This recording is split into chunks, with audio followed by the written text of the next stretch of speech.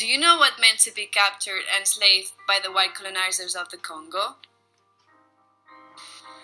Maybe the story of Ilanga helps you. My town is called Waniendo, due to the name of our boss Niendo. It is a big town surrounded by fields of mohau and mohindu, typical vegetation of the Congo. We work really hard in order to have a great amount of food and sustain our village. Waniendo has always been very quiet, and people helped each other. There has never been a single war, and men had no weapons. They only had knives, which were only used for agriculture.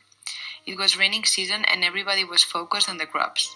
One day, a messenger boy told us that a group of several white men dressed in red hats and blue outfits carrying some weapons were coming towards our town.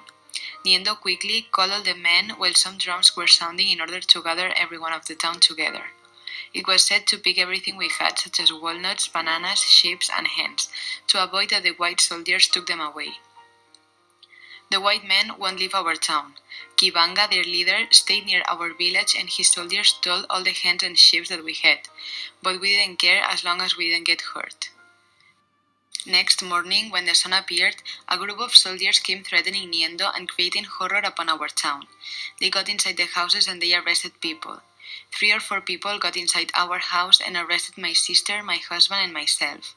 They chained us around our necks so we could not escape. Everyone was crying as we all knew we were going to be treated as slaves. The next day we were forced to walk for hours. My sister was carrying her baby and they made her carry a basket as well. My husband had to carry a sheep. We got some rest and some water luckily at the end of the day. We were exhausted. The following day we got some few food. Several days later, the soldiers took my sister's baby and they threw it to the field so he would die. On the 6th day, we were feeling so tired because we were not having any food. My husband could not stand up anymore and sat down without wanting to walk anymore. The soldiers hit him and stabbed him 3 or 4 times until he died. I saw blood coming out of him and I never saw him anymore.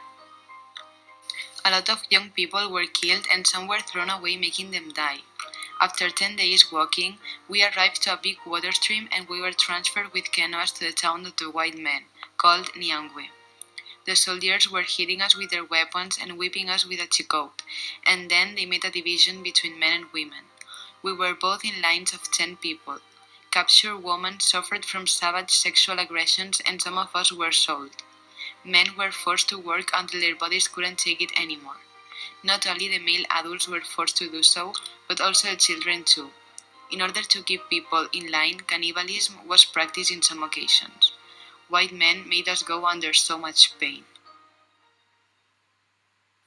Leopold II, the second king of Belgium who ascended the throne in 1865 after the death of his father, tried for many years to convince the Belgian government to get a territory to colonize.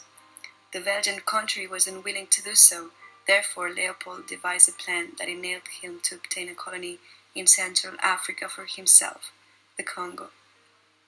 The principal concern of Leopold II regarding the Congo was ivory and rubber. With the commercialization of it, he wanted to obtain great economic wealth to be able to have international influence. As to conquer the country openly would involve stirring up the Belgian people and most of the European powers, Leopold had to convince the world what his interest in this area of Africa was purely altruistic and philanthropic, not economic. In 1876, King Leopold created the African International Association, which would later become the International Association of the Congo, a European instrument to explore the African continent. Under this association, the king sold to the world the idea that his goal in the Congo was purely humanitarian and Christian. He sold such an altruistic image to the world that he was called by the international community the humanitarian king. The association was well received throughout Europe, and many prominent citizens, businessmen, bankers, apported high amounts of money to finance it. Henry Morton Stanley, an Anglo-American explorer who, financed by the Belgian king, examined the area and silently bid the frontiers of the Congolese territory for the King Leopold II. For years, Stanley prepared the territory for the future colony of Leopold II. During that time, Leopold developed different treaties and all of them granted the king a complete commercial monopoly. These were sent to the Congo, and the 1st of April of 1894 the native chiefs of the country were forced to sign them.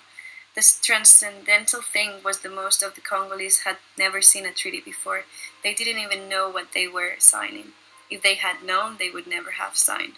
That year, the inhabitants of the African country promised to the king that freely and by their own decision for themselves and for their heirs and successors forever, to hand over the International Congolese Association sovereignty and all sovereign and governmental rights over all territories, and to help with the work or otherwise to any work, improvement, or expeditions that the said association would undertake at any time and in any part of these territories. All roads and waterways running through the country, and right to collect tourist terrain, and all hunting, fishing, mining products, and forest rights must be the sole property of the aforementioned association. The same year, agents of the Belgian king in the United States got the Secretary of State to declare that the United States of America recognized the rights of King Leopold II over the Congo. It became the first country to do so. The next country to recognize Leopold's colony was France, and then Germany. They supported that recognition in order to obtain commercial benefit in Africa. The king obtained the recognition of the rest of the European powers when the Conference of Berlin concluded in 1885. On May 29 of the same year, the independent state of the Congo was declared. Leopold had finally won the colony for which he fought so hard for. Under his kingdom, the colony became one of the biggest scandals in the 20th century, as white officials were responsible for killing a huge amount of Congolese natives. The population was tortured for many years, being submitted to horrible crimes. Don't you think these acts are atrocities and unfair? Well, few people in that time thought the same and decided to do something about it. George Washington Williams was the first one, born in the US. As an advocate of black people's rights, in 1889, he became interested in the possibility of employing black Americans in the Congo under the power of King Leopold II. During his visit to the Congolese colony in 1890, he saw the brutal exploitation of the people in there. This shocked him so much that he spent the rest of his life publishing the atrocities that were committed there. On July 18, 1890, he wrote an open letter to His Serene Majesty Leopold II, King of Belgium and Sovereign of the Independent State of the Congo. This letter was published worldwide because he exposed and condemned the brutality of Leopold II against the residents of the Congo. He focused on the human rights defense and was the only one who talked repeatedly about the issue, while others ignored and denied. But as he was an Afro-American and the war was racist, for Leopold's agent it was very easy to revoke William's accusations. His declarations were not taken into account in the international community. This issue was forgotten and enabled Leopold II to continue with his purpose on the colony, make profit at the expense of the Congolese population. 10 years later, Edmund Morel continued William's fight. He became concerned about the Congo situation when he realized that the imports coming from the colony were healthy materials, whereas the merchant ships from Belgium were mostly exporting weapons and military tools. Morel's thinking was not well received, and he decided to spend his life writing about the Congolese situation. To do this, he launched his own newspaper, the West African Mail, where he denounced the Congolese circumstances through witnesses. His good friend Roger Casement experienced extreme brutal practices in Africa, and in the beginning of the 20th century, he was assigned to be the prime British consulate in the Congo. During this period, he sent reports about the immoral conditions of Leopold II in the colony to the British Ministry of Foreign Affairs. Morel, along with Roger Casement, established the Congo Reform Association in 1904, an organization that pursued the European governments took action against those guilty of human rights abuses. Their work achieved the raise of awareness among all social classes and created a huge impact worldwide. After this was revealed, a wave of protests were spread all around Europe, especially Great Britain and Germany. The government of the Congo had to admit its error and paid indemnities to the governments of Great Britain and Germany. So, from that moment on, the international press started to focus on what was happening in the Congo. It was so thought the way that Leopold was accused and criticized that he had to renounce to the Congo Free State, which became a colony from Belgium and therefore was renamed as the Belgian Congo. What took place in the Congo represents one of the cruellest atrocities committed against humanity. Leopold II benefited for years at the expense of the suffering of the Congolese, but only one thing made him stop: the international movement in defense of human rights.